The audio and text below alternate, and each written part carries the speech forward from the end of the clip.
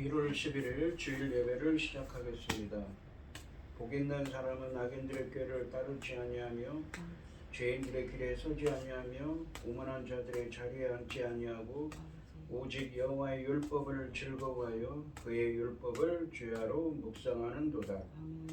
그는 시냇가에 심은 나무가 철을 따라 열매를 맺으며 그 잎사귀가 마르지 아니함 같으니 그가 하는 모든 일이 다 형통하리로다. 악인들은 그렇지 아니하며 오직 바람에 나는 겨와 같도다. 그러므로 악인들은 심판을 견디지 못하며 죄인들이 의인들의 모임에 들지 못하리로다. 무릇 의인들의 길은 여호와께서 인정하시나 악인들의 길은 망하리로다. 아멘.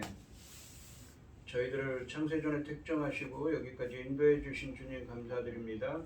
오늘 예배 가운데 임재하여 주시고 이 예배가 신령과 진정으로 드려지는 예배가 되게 하여 주시옵소서. 이 모든 말씀 거룩하신 예수님의 이름으로 기도드리옵나이다. 아멘. 찬송가 28장입니다.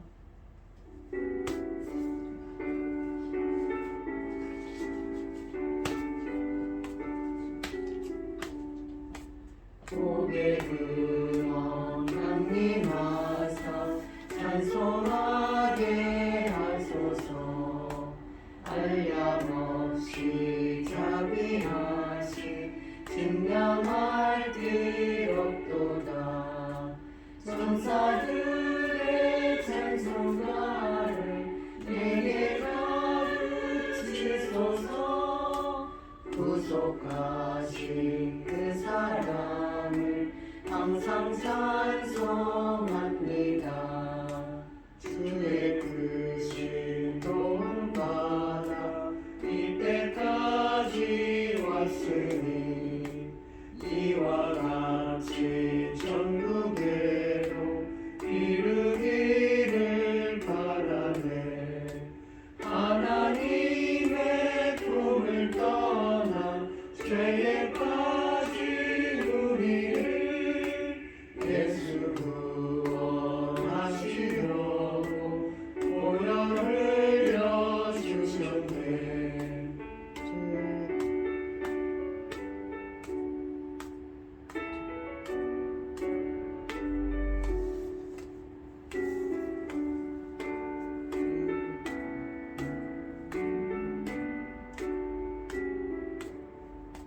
주의 귀한 은혜 받고 일생 빚진 자들에게 주의 은혜 사슬 되사 나를 주께 배소서. 우리 마음은 연약하여 범죄하기 쉬우니 하나님이 받으시고 천국인을 지소서. 아멘.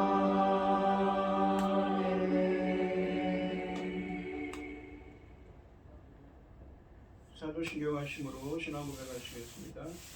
전능하사 천지를 만드신 하나님 아버지를 내가 믿사오며 그 외아들 우리 주 예수 그리스도를 믿사오니 이는 성령으로 잉태하사 동정녀 마리아에게 나시고 본디오 빌라도에게 고난을 받으사 십자가에 못 박혀 죽으시고 장사한 지 사흘 만에 죽은 자 가운데서 다시 살아나시며 하늘에 오르사 전능하신 하나님 우편에 앉아 계시다가 저리로서 산자와 죽은 자를 심판하러 오시리라. 성령을 믿사오며 거룩한 공영한 성도가 서로 교통하는 것과 죄를 사하여 주시는 것과 몸이 다시 사는 것과 영원히 사는 것을 믿사옵나이다. 아멘. 교동문 17번입니다. 너희 권능 있는 자들아 영광과 능력을 여호와께 돌리고 돌릴지어다. 여호와께서 그의 이름에 합당한 영광을 돌리며 거룩한 옷을 입고 여호와께 예배할지어다. 여호와의 소리가 물 위에 있도다. 영광의 하나님이 우레소리를 내시니 여호와는 많은 물 위에 계시도다. 여호와의 소리가 힘이 있으며 여호와의 소리가 위엄차도다. 여호와의 소리가 백향목을 꺾으시며 여호와께서 레바논 백향목을 꺾어 부수시도다. 그 나무를 송아지같이 뛰게 하시며 레바논과 샤론으로 송아지같이 뛰게 하시도다. 여호와의 소리가 화염을 가르시도다. 여호와의 소리가 광야를 진동하시며 여호와께 가데스 광야를 진동시키시도다. 여호와의 소리가 암사슴을 낙태하게 하시고 삼림을 말갛게 벗기시니 그의 성전에서 모든 것을 말하기를 영광이라 하도다. 여호와께서 홍수 때 좌정하셨으며 여호와께서 영원하도록 왕으로 좌정하시도다. 여호와께서 자기 백성에게 힘을 주시며 여호와께서 자기 백성에게 평강의 복을 주시리로다. 아멘. 찬송가 149장입니다.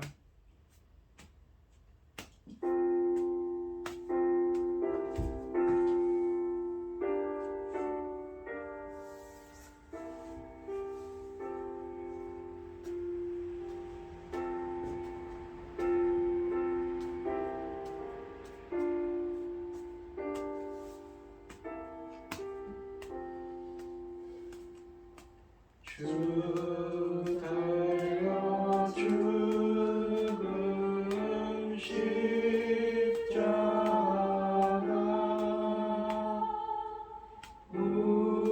우리가 생각할 때에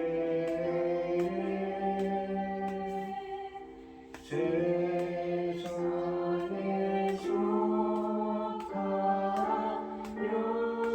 욕심은 헛된 줄 알고 버리네.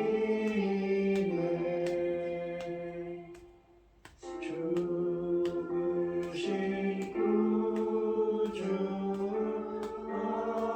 앞에는 자랑을 하게 하소서.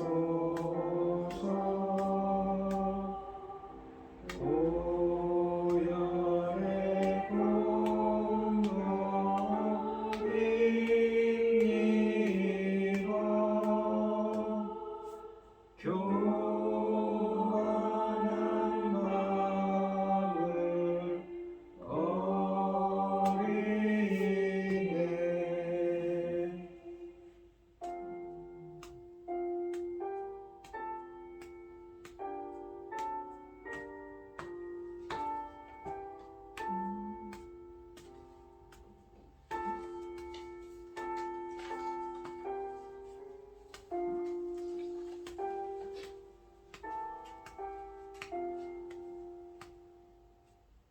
못 박힌 손발 뿐이 큰 자비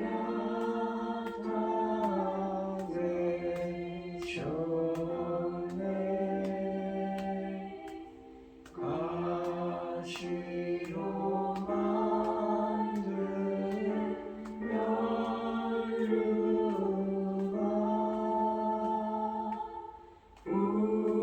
우리를 위해 쓰셨네.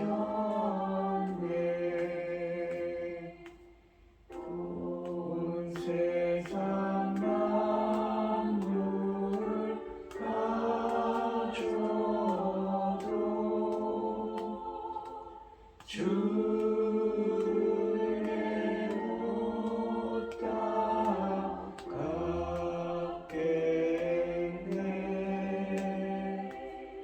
놀라운 사랑 받은 나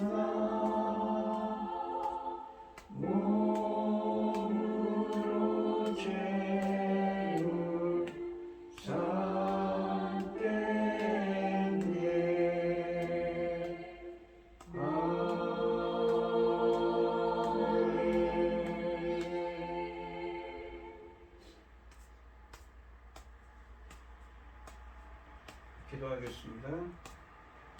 온 땅이여 여호와께 즐거운 찬송을 부를지어다. 기쁨으로 여호와를 섬기며 노래하면서 그 앞에 나갈지어다. 여호와가 우리 하나님이신 줄 너희는 알지어다. 그는 우리를 지으시니요 우리는 그의 것이니 그의 백성이요 그의 그리는 양이로다. 감사함으로 그 문에 들어가며 찬송함으로 궁정에 들어가서 그에게 감사하며 그 이름을 송축할지어다. 여호와는 선하시니 그의 인자하심이 영원하고 그 성실하심이 대대에 이르리로다. 아멘. 아멘. 천지 만물을 지으신 전능하신 하나님 아버지, 어리석고 보잘것없는 저희를 자녀 삼으시고 아버지 그 엄청난 사랑 가운데 살아가게 하심을 참으로 감사드립니다. 전능하신 하나님 아버지, 지금 이 시대를 돌아볼 때 어떻습니까? 아버지 하나님, 이루 질서가 엉망진창이 되고 아버지 하나님, 어려운 사람들은 더 힘들어지고 아버지 하나님, 전쟁을 아버지 일삼고 있지 않습니까? 전능하신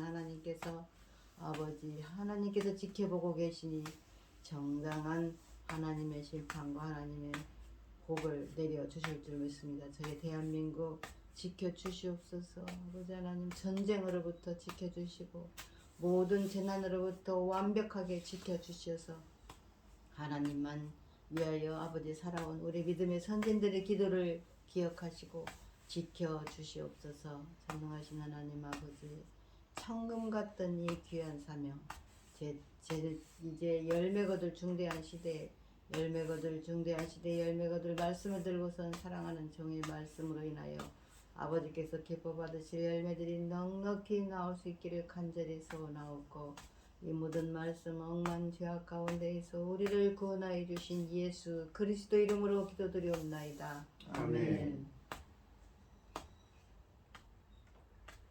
오늘 함께 하실 하나님의 말씀은 마태복음 15장 29절에서 39절 말씀입니다.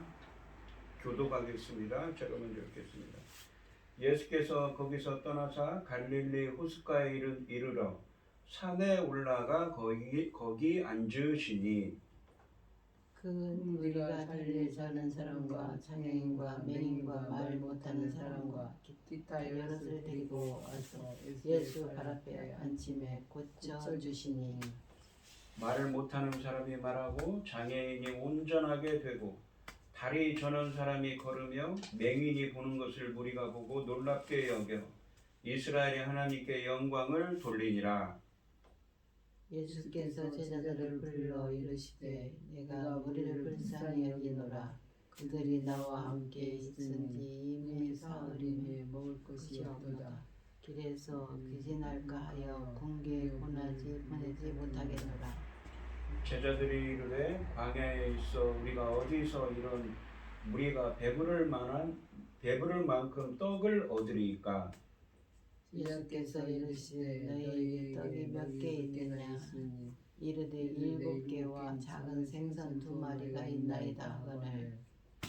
예수께서 무리에게 명하사 땅에 앉게 하시고 떡 7개와 생선을 가리사 축사하시고 떼어 제자들에게 주시니, 제자들이 무리에게 주매 다 배불리 먹고 남은 조각을 7 광주리에 차게 거두었으며, 먹은 자는 여자와 어린아이 외에 4,000명이었더라. 예수께서 무리를 흩어 보내시고 배에 오르사 마가단 지경으로 가시니라. 아멘. 찬송가 246장입니다.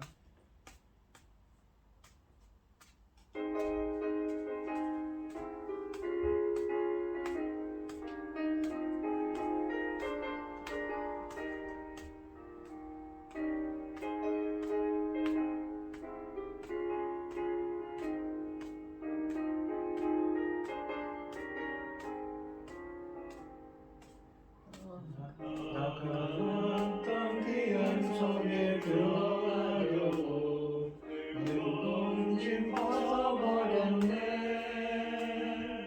그 주위에 가시방을 젖었으니 저 생명신의 가에 살겠네. 길이 살겠네. 나 길이 살겠네. 저 생명신의 가에 살겠네.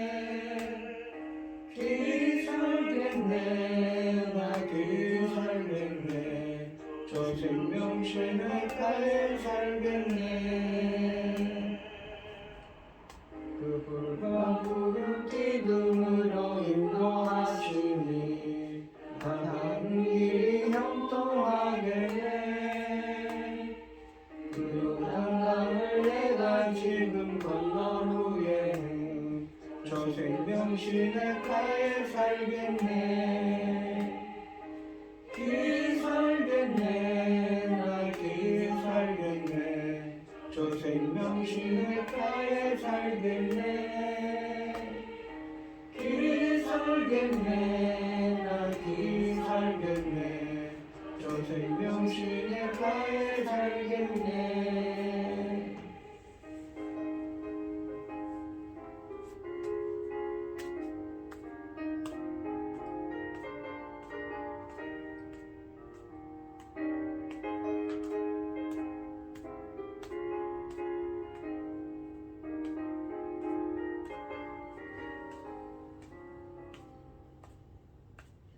내 주는 영원한 나로서 먹여주시니 그 양식 내게 생명 되겠네.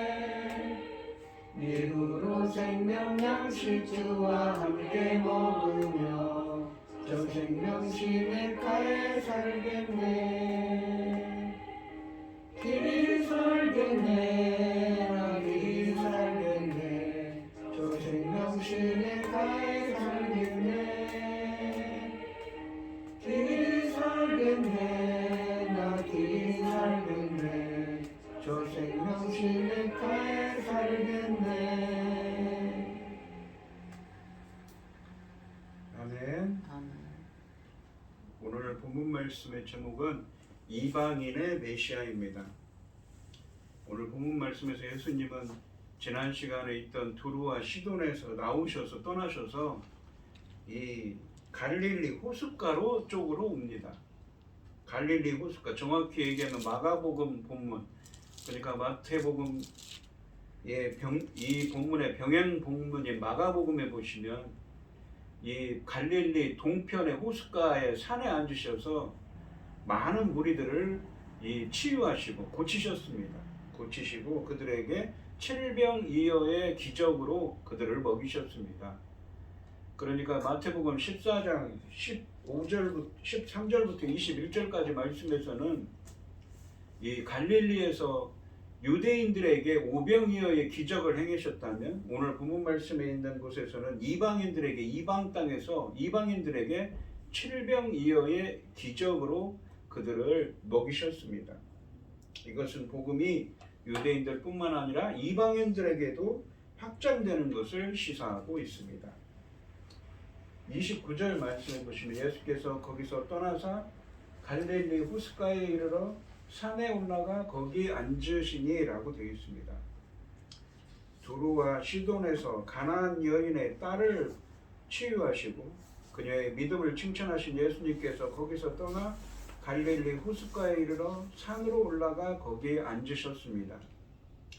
본문은 예수께서 거기서 떠나 갈릴리 호숫가에 이르러라고 되어 있습니다. 하지만 마가복음의 병행 본문인 마가복음 7장 31절에 따르면 예수님은 두루에서 나와 시돈을 떠나 데가볼리 지방을 통과하여 갈릴리 호수에 이르셨다고 말씀하십니다. 그러므로 여기서 말하는 갈릴리 호숫가는 갈릴리 북동쪽, 그러니까 북동쪽의 해변으로 이방인들이 거주하는 지역입니다.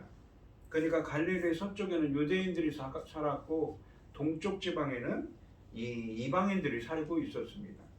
그러니까 그 동쪽에 있는 이방인 지역에 있는 산에 올라가셔서 치유 사역을 행하십니다.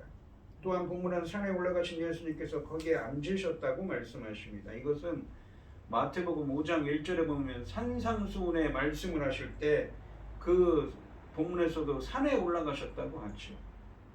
그 말씀을 연상하게 합니다. 여기서 산이라는 곳은 이 오로스라고 되어 있는데 헬라어로는 이 오로스인데 우리가 우리가 가고자 하는 천국 이야기할 때 그 하늘을 뜻하는 우라노스라는 헬라어가 있습니다. 이 우라노스라는 헬라어가 이 산이라는 말 오로스에서 유래했다고 헬라어 사전에 쓰여져 있습니다. 이 산은 구약 성경에 보시면 예레미야서 31장 5절과 6절, 10절부터 12절, 그리고 에스겔서 34장 14절, 미가서 4장 6절로 8절 말씀에서 종말론적 회합과 모임과 치유와 메시아 잔치의 장소로 기대되는 하나님 나라를 상징하고 있습니다. 구약에는 대부분 시온산이라고 되어 있죠. 시온이라는 곳이 이 바로 예루살렘 성전이 있던 그 언덕입니다. 그곳 바로 하나님 나라를 상징하는 것이지요.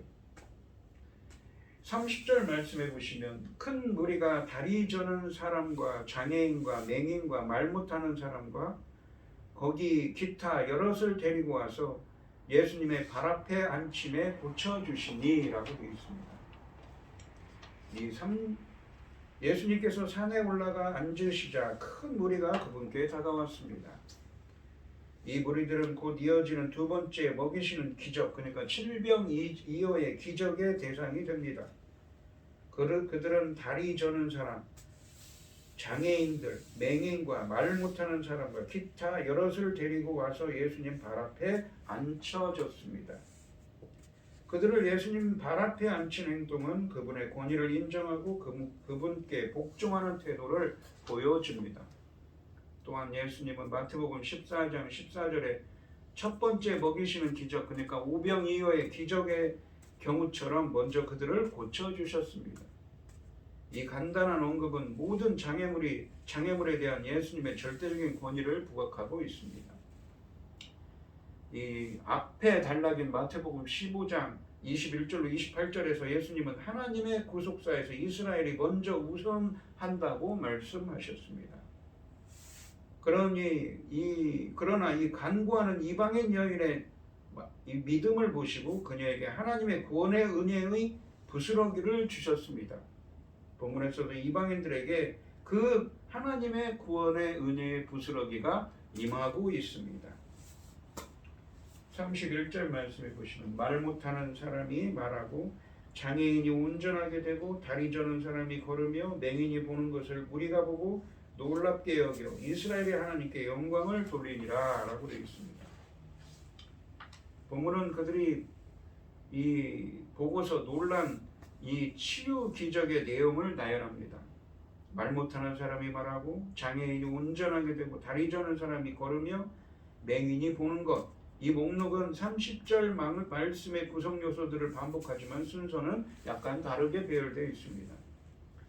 이사야서 35장 5절로 6절에 보시면 그때 맹인의 눈이 밝을 것이며 못 듣는 사람의 귀가 열릴 것이며 그때 저는 자는 사슴같이 뛸 것이며 말 못하는 자의 혀는 노래하리니 이는 광야에서 물이 솟겠고 사막에서 시내가 흐를 것이니라. 이 구약의 예사야 선지자를 통해 예언하신 말씀이 이루어지고 있는 것이지요. 31절 말씀에 묘사된 예수님의 치유사역은 이사야서 이 35장 5절로 6절 말씀의 약속이 성취된 것을 의미합니다. 그런데 31절 말씀의 무리는 이방 지역에 있는 사람들입니다. 구약에 예언된 메시아의 치유사역은 이제 이방 지역에서도 나타나고 있으며 하나님은 이방인들의 찬양을 받고 계십니다. 또한 이러한 치유 목록은 마태복음 11장에 나오는 5절과 6절 말씀을 반영하는 것인데 그곳에서 예수님은 당신께서 메시아로서 이스라엘을 대상으로 이사야 이 35장 5절로 6절 말씀의 약속을 성취하신다는 사실을 확인해 주셨습니다. 그런데 이 오늘 본문 말씀에서도 그 동일한 메시아께서 이제 이방인들을 대상으로 같은 예언을 성취하고 계신다고 말씀하고 계십니다. 본문은 이 기적을 27절에 개들도 그들의 주인들의 식탁에서 떨어지는 부스러기를 먹는다는 말씀의 실현으로 보고 있는 것입니다. 본문은 메시아의 메시아의 복을 이방인들이 유대인들과 함께 누릴 것을 보여주는 것입니다. 또한 기적들을 보고 놀란 무리는 이스라엘의 하나님께 영광을 돌립니다. 이방인들일지라도 예수님의 기적을 보고서 이스라엘의 하나님께 영광을 돌린다는 점은 그들에게 구원의 요명이 구원의 빛이 비치고 있음을 시사해주고 있습니다. 32절 말씀해 보시면 예수께서 제자들을 불러 이르시되 내가 무리를 불쌍히 여기노라. 그들이 나와 함께 앉은 지 이미 사흘임에 먹을 것이 없도다. 길에서 기진할까 하여 굶겨 보내지 못하겠노라 라고 말씀하십니다. 32절에 나오는 무리는 29절부터 31절까지 말씀에 등장한 치유받은 사람들이 포함된 무리들이지요. 산에서 이 예수님을 따라서 갈릴리 호숫가 동편에 있는 산에 올라가 앉아 있는 지 벌써 3일이 된 것입니다. 많은 무리들이 따랐지요. 예수님은 제자들을 불러다가 내가 무리를 불쌍히 여기노라라고 말씀하십니다. 예수님은 앞서 유대인들을 먹이시기 전에도 마태복음 14장 14절에서 그들을 불쌍히 여기셨는데 여기서 이방인들을 먹이시기 전에도 그들을 불쌍히 여기고 계십니다. 예수님이 무리를 불쌍히 여기시는 것은 그들에게 영적인 결핍과 함께 육적인 결핍이 있음을 보셨기 때문입니다. 예수님은 무리들이 모인 지 이미 사흘이나 되었지만 먹을 것이 없는데 그들이 길에서 기진할까봐 이 힘이 떨어져서 쓰러질까봐 굶겨 보내지 못하겠다고 말씀하고 계십니다. 33절 말씀해 보시면 제자들이 이르되 광야에 있어 우리가 어디서 이런 무리가 배부를 만큼 떡을 얻으리까? 라고 말합니다. 무리를 먹이시겠다는 예수님의 확고한 의지를 읽은 제자들은 자신들의 능력의 한계를 지적하는 질문을 드립니다. 광야에 있어 우리가 어디서 이런 무리가 배부를 만큼 떡을 얻으리까? 라고 말합니다. 여기서 떡은 헬라 원문으로 보시면 아르토스라고 해서 빵입니다. 당시 사람들은 떡이라는 건 우리나라 사람들이 먹는 고유의 음식이죠. 빵을 먹었습니다. 제자들의 이런 질문은 턱없이 부족한 음식으로 그처럼 많은 무리를 먹이시겠다는 그분의 예수님의 의지 표명에 대한 지극히 상식적인 반응입니다. 하지만 이것은 마태복음 13장에서 이미 오병이어의 기적을 겪은 사람들이 할 그 경험한 제자들에게 기대되는 반응은 아니었습니다. 그들은 아직까지도 27절과 28절의 교훈, 개들도 그들의 주인들의 식탁에서 떨어지는 부스러기들을 먹습니다. 그러자 예수님께서 내 믿음이 크도다 하고 그때로부터 그 딸이 나았다고 하죠. 이 말씀을 제대로 이해하고 있지 못한 것입니다. 그러니까 불신앙적인 이 믿음이 없는 행동을 하고 있는 것이지요. 예수님은 마태복음 16장 8절로 11절 말씀에서 갈릴리 사역을 마무리하시면서 제자들의 이런 작은 믿음의 심각성을 지적하고 계십니다. 34절 말씀해 보시면 예수께서 이르시되 너희에게 떡이 몇 개나 있느냐? 이르되 7개와 작은 생선 2마리가 있나이다. 오병이어에 기적되는 생선 5마리와 떡 5개와 생선 2마리가 있었는데 여기서는 7개의 떡과 2마리의 생선이 있습니다. 예수님은 제자들의 회의적인 질문에 개의치 않으시고 기적을 일으키기 위한 질문을 하십니다. 너희에게 떡이 몇 개나 있느냐? 첫 번째 먹이시는 기적에서는 제자들이 주도적으로 자신들이 가지고 있는 음식물이 몇 개 있다고 보고했는데 두 번째 이 7병2어의 기적의 경우에 제자들은 그러한 주도적인 태도도 보이지 않습니다. 수동적이지요. 33절 말씀에서 지적한 그들의 이러한 불신앙적인 태도가 얼마나 심각한지를 보여줍니다. 예수님의 질문을 듣고서야 제자들은 답합니다. 7개, 떡 7개와 작은 생선 2마리가 있습니다. 라고 말했습니다. 35절 말씀해 보시면 예수께서 무리에게 명하사 땅에 앉게 하시고 라고 되어 있습니다. 제자들의 이러한 회의적인 태도와 달리 예수님은 그 정도의 음식이면 무리를 먹이시기에 충분하다고 전제하시고 무리에게 땅에 기대어 앉도록 명령하십니다. 오병이어의 기적의 경우와 마찬가지로 예수님께서 기적의 주도권을 행사하십니다. 본문은 마태복음 19장 상반절과 거의 유사합니다. 다만 풀밭이 땅으로 바뀐 것만 다릅니다. 예수님은 첫 번째 오병이어의 기적을 통해 유대인들에게 메시아 잔치를 베푸셨는데 이제 이방인들에게도 7병2어의 기적을 통해 잔치를 베풀려고 하십니다.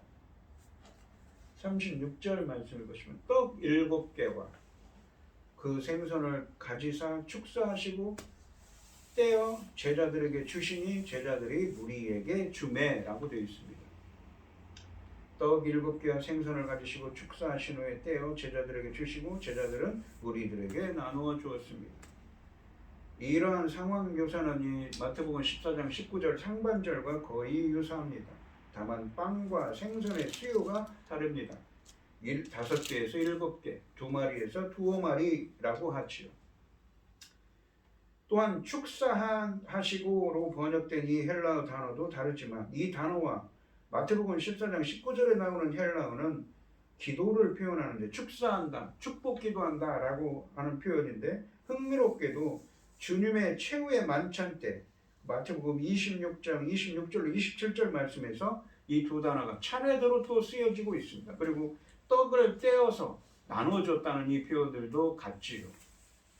주님의 이 만찬이, 이 최후의 만찬이 이들 두 기적들과 긴밀하게 연관된 것임을 보여주고 있습니다. 그러니까 메시아의 잔치라는 것이죠. 메시아께서 베푸시는 잔치라는 의미를 담고 있는 것입니다.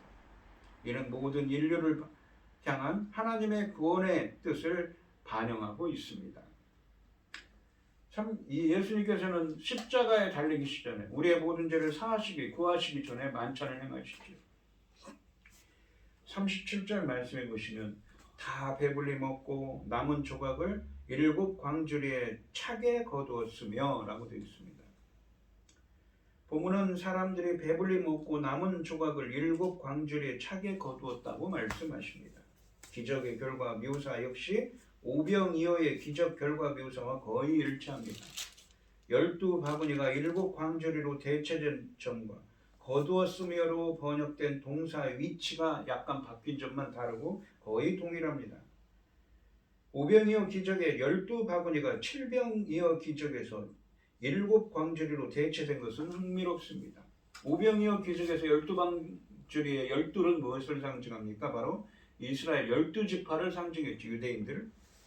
반면에 이 7병이어 기적의 7 광주리는 7은 무엇입니까? 완전수를 뜻합니다. 완전함을 상징합니다. 이러한 점을 감안할 때 오늘 본문 말씀의 대상인 이방인 무리에게 7 광주리는 메시아의 잔치가 모든 이방인들을 풍족하게 완전하게 충족시킬 것을 상징한다고 볼 수가 있습니다. 특히 다라는 표현과 모두를 의미하죠. 그리고 차게, 풍족하게, 가득히라는 의미를 담고 있는 차게라는 표현도 이런 전체적인 풍족함과 충만함을 한층 더 부각하고 있습니다. 이렇게 예수님은 유대인들도 먹이시고 이방인들도 먹이십니다. 이는 바울이 복음을 통한 구원의 순서에 대해서 말하면서 먼저는 유대인에게요, 그리고 헬라인에게로다 라고 말한 것과 같은 맥락에서 이해할 수가 있습니다. 한편 압달라 21절로 28절 말씀과의 연관성의 측면에서 볼 때 이 이야기는 26절 말씀처럼 자녀의 떡을 취하여 이방인에게 주는 것이라고 볼 수가 있습니다. 38절 말씀해 보시면 먹은 자는 여자와 어린이 외에 4,000명이었더라. 이 여자와 어린이 외에 4,000명이었기 때문에 이 오병이어의 기적 때는 5,000명이라고 했었죠. 비록 이 기적이 오병이어의 이적보다 규모가 조금 작긴 하지만 그럼에도 불구하고 엄청난 규모입니다. 어쩌면 더 많을지도 모르죠. 왜냐하면 오병이어의 기적에는 5,000명을 먹이셨다고 했는데 여기서는 여자와 어린아이를 빼고 남자들만 장정만 4,000명이기 때문입니다. 39절 말씀해 보시면 예수께서 무리를 흩어 보내시고 배에 오르사 마가단 지경으로 가시니라. 이 마가단이라고 되어 있는 이 지역은 마가복음 8장 10절에서는 달마누다라고 쓰여져 있습니다. 마가단과 이 달마누다라는 지명은 현재까지 알려지지 않은 지명들입니다. 그러므로 이 배를 타고 간 위치를 정확하게 알 수 없지만 예수님 일행은 갈릴리 호수의 서쪽 지역으로 건너 이동한 것으로 보여지고 있습니다. 오늘 본문 말씀을 보시면 예수님은 갈릴리 동편 이방인의 땅에서 많은 사람을 치유하시고 7병이어의 기적을 베풀어 주셨습니다. 또한 마태복음 15장 32절로 39절 말씀은 마태복음 14장 13절로 21절에 5천 명이 먹은 사건과 비슷합니다. 두 사건이 일어난 장소는 각각 갈릴리와 이방 지역의 갈릴리 바다 동편의 산이었습니다. 구약에서는 이스라엘 백성이 산에서 먹었으나 이제 이방 지역에 있는 4천 명이 산에서 펼쳐진 메시아의 잔치에 참여하고 있습니다. 또한 예루살렘에서 온 바리새인들과 서기관들이 정결 논쟁을 벌이면서 마태복음 15장 1절로 20절에서 그렇게 적대감을 표출했지만 유대인들에 의해 부정하다고 무시받는 이방인 가나안 여자의 이 많은 가나안 여자와 그리고 많은 환자들은 21절로 28절 그리고 29절과 31절 말씀에는 이러한 환자들은 이스라엘이 아니라 이방 지역에서 메시아의 현존과 치유를 경험했습니다. 그리고 이 이방인들에게 칠병이어의 기적으로 만찬을 베푸시지요. 하나님의 잔치입니다. 가나안 여자가 개들도 자녀의 밥상에서 흩어지는 부스러기를 먹는다고 말한 내용은 이방인들이 치유와 혜택을 누리는 사건에 이어서 4천 명이 빵을 먹는 장면으로 실현되고 있습니다. 이렇게 전에도 말씀드렸지만 구약에서 보시면 언약을 기념하기 위해 출애굽기의 18장 12절에 보시면 시내산 언약을 맺고 장로들이 함께 식사를 합니다. 그 시내산에서 이렇게 언약을 기념하는 것을 언약을 맺은 것을 기념하기 위해서 하나님과 백성 사이 언약을 기념하기 위해서 식사를 하죠. 그리고 결혼을 축하하고 전쟁에서 승리를 축하하기 공동으로 구약에서 식사를 했습니다. 출애굽 이후에 하나님은 광야에서 이스라엘을 매출하기를 주셔서 물을 주셔서 먹이셨습니다. 이스라엘 백성들은 이러한 공동 식사를 자신들끼리의 식사일 뿐만 아니라 하나님과의 식사 또는 하나님이 제공하시는 이 만찬으로 이해했습니다. 우리가 시편 23편 9절에 주께서 내 원수의 복전에서 내게 상을 차려주시고라는 말씀도 비슷한 의미지요. 이렇게 주님과 함께 식탁에서 음식을 먹는 것은 주님이 당신의 자녀들에게 베푸신 구원을 누리고 즐기는 것을 의미한다고 했습니다. 그러니까 이 주님이 주시는 이 종말론적인 이 마태복음과 이 무엇입니까? 복음서에 나오는 혼인잔치 같은 잔치들 모두가 무엇입니까? 다 의미가 종말론적인 잔치를 의미한다는 거죠. 구원을 하나님이 베푸신 구원을 누리며 즐기는 것을 의미합니다. 구원과 관련된 잔치라는 것이지요.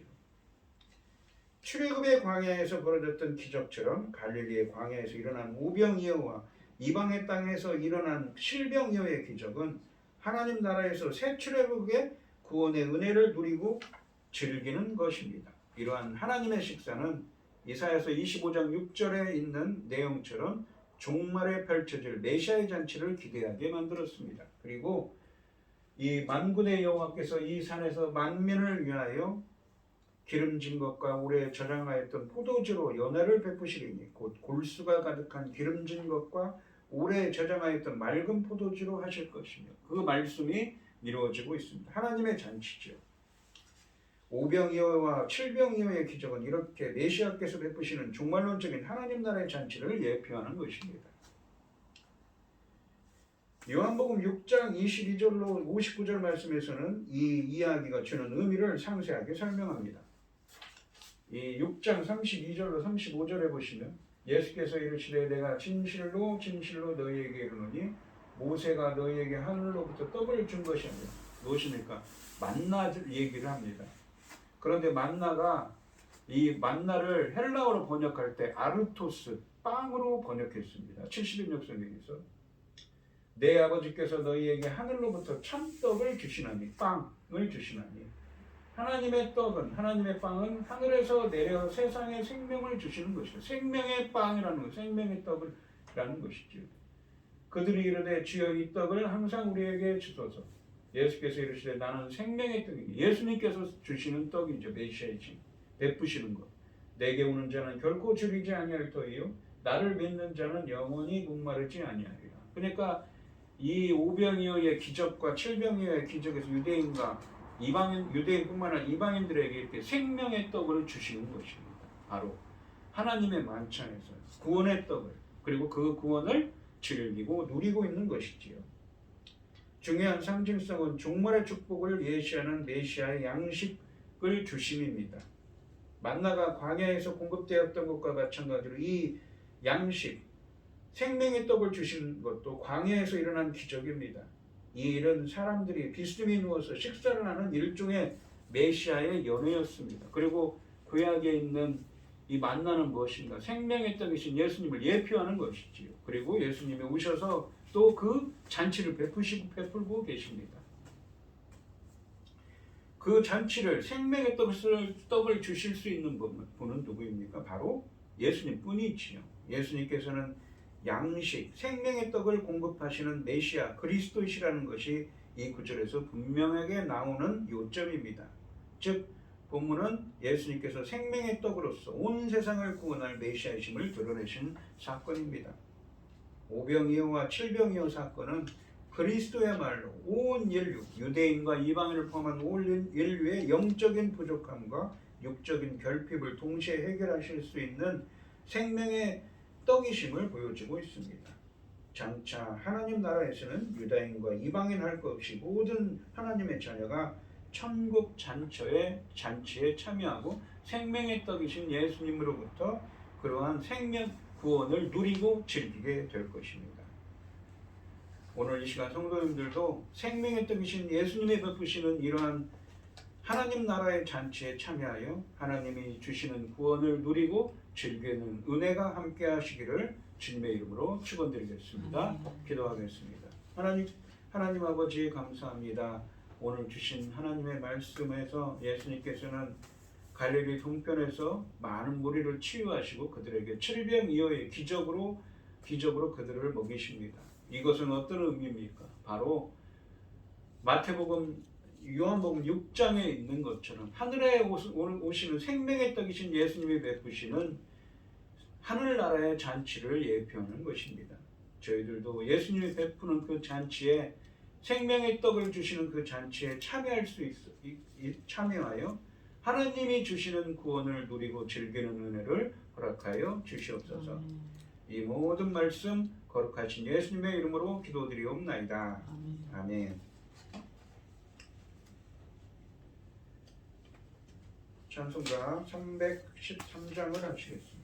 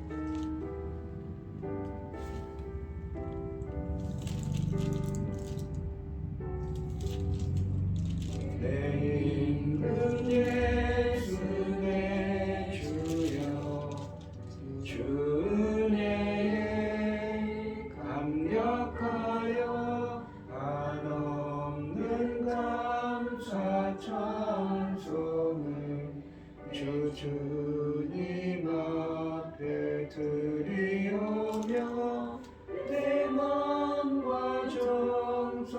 위하여 늘 기뻐하며 살리라. 내 힘은 예수 내 주여 이 마음과 이 천함모 그 보배 피로 값주고 주 친히 사신 것이오니 나 이제 사는 주나 주 뜻만 따라 살리라.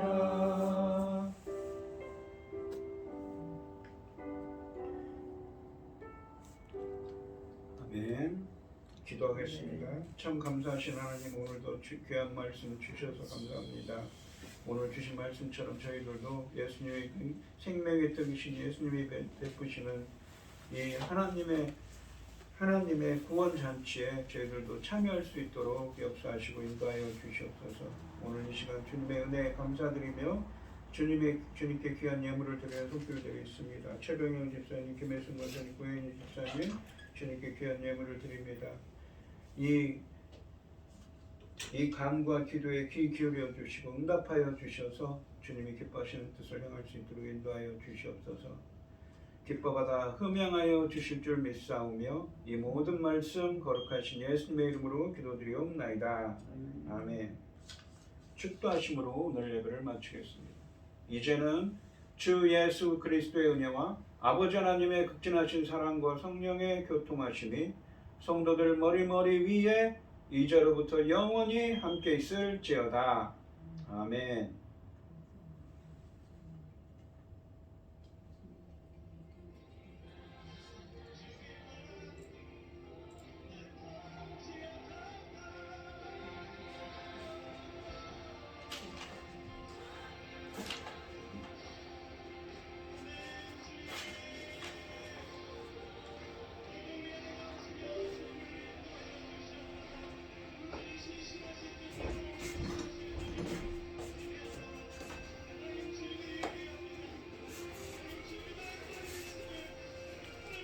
수고하셨어요.